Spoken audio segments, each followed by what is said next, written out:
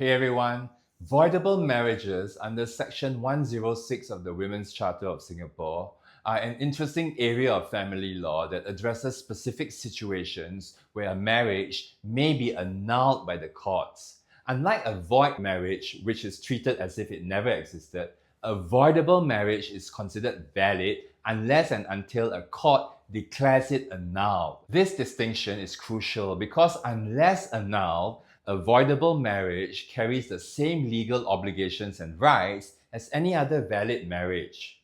Section 106 outlines several grounds upon which a marriage may be annulled. One ground is non-consummation due to incapacity. Consummation refers to engaging in sexual intercourse after the marriage. If one party is physically or psychologically unable to consummate the marriage, this could serve as a basis for annulment. Another ground is non-consummation due to willful refusal. This means that one spouse intentionally refuses to consummate or have sex after the marriage, as opposed to being unable to do so.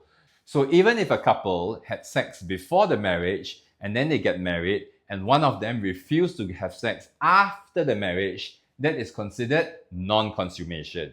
A lack of valid consent is also a ground for annulment. This occurs when consent to the marriage was obtained through duress, fraud, mistake, or when one party lacked the mental capacity to give informed consent.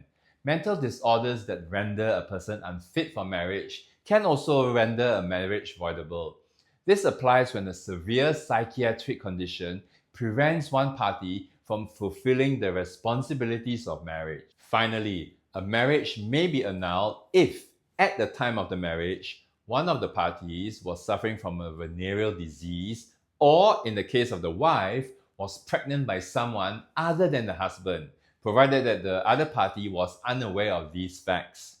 A voidable marriage is legally valid until a court annuls it. This has important implications such as the legitimacy of children born from the marriage.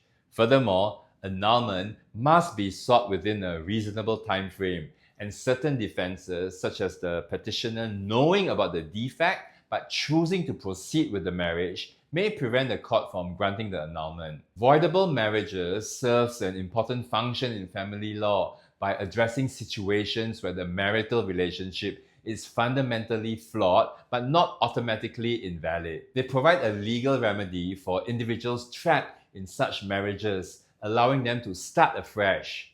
However, the process of proving grounds like incapacity or willful refusal can be invasive and emotionally taxing, which can deter individuals from pursuing annulment. Despite these challenges, the framework of voidable marriages reflects a balance between protecting individual rights and upholding the sanctity of marriage. By clearly defining the conditions under which annulment may be granted, the law ensures fairness and prevents abuse of the legal process. To conclude, the concept of voidable marriages highlights the complexity of marriage laws in Singapore and the careful balance the legal system strikes between individual autonomy and societal values. Understanding these laws not only empowers individuals to make informed decisions, but also sheds light on the importance of safeguarding the institution of marriage. That's all for today's video. Thank you for watching. Don't forget to like, share, and subscribe, and I'll see you in the next video.